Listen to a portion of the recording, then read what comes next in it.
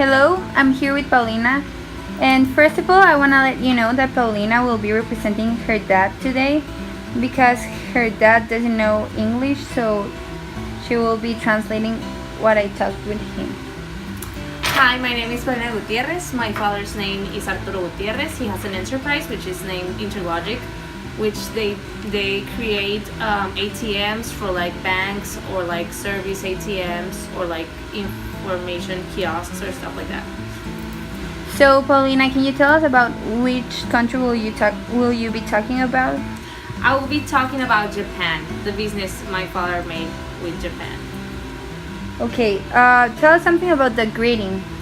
Okay, so whenever you get into a meeting, the first thing you do is you handshake. You cannot like keep an eye contact or like you barely do eye contact because they feel like being stared, it's rude for them. So you just handshake them and probably they give you like a bow, and that means like they respect you.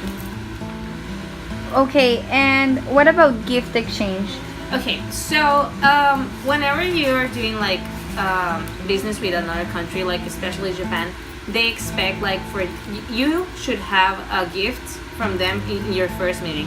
Like at the end of your first meeting, they'll give you a gift, and if you want to take a gift first, them to like give them a gift too, you should like bring a gift for everyone. Like you cannot, like it's very disrespectful if you bring a gift for just like the president of the company or whatever. You have to bring for everyone in the meeting.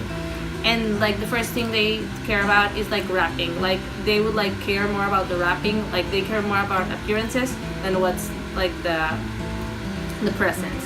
And also like you have to give it like a very good gift. Like it has to mean something. Like they have to appreciate. You know what I mean? So yeah. And what can you tell us about time management? Are they very punctual or very impunctual? Do they value a lot that?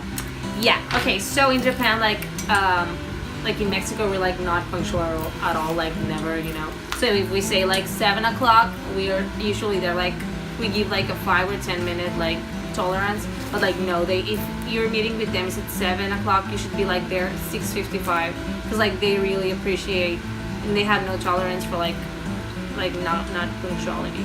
So if you're not there in the meeting on time, that can if you're not there in the meeting on time, that can ruin your business with that certain Japanese company. Okay, and tell us more about how they build their agenda.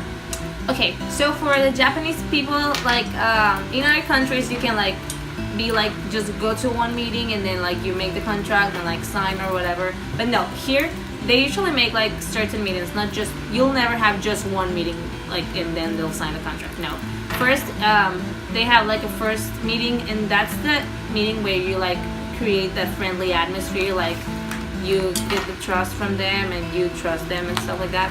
So it takes more than one meeting to make a deal with the Japanese.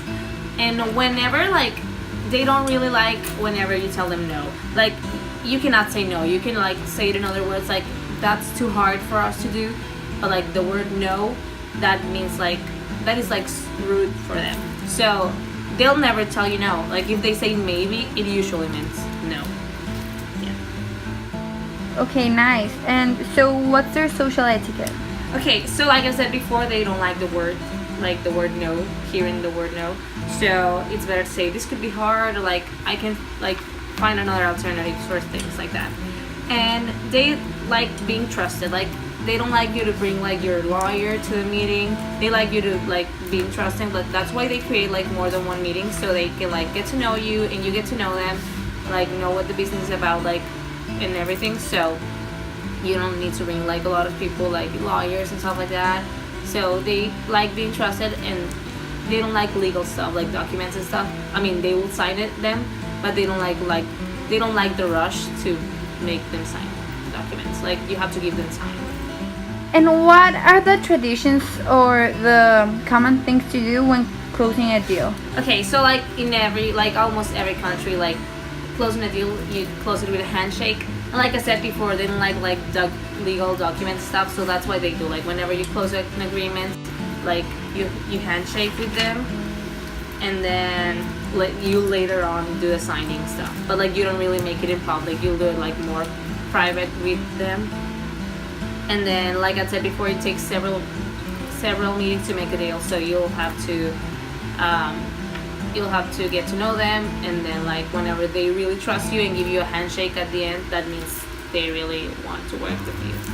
So the Japanese people are usually like they don't like hugs, they don't like anything affection. So if like you want to have agreements with them or something, or like want them to work with projects with you, you shouldn't like do any affection. They don't like being hugged, they don't like being touched, they don't like being stared.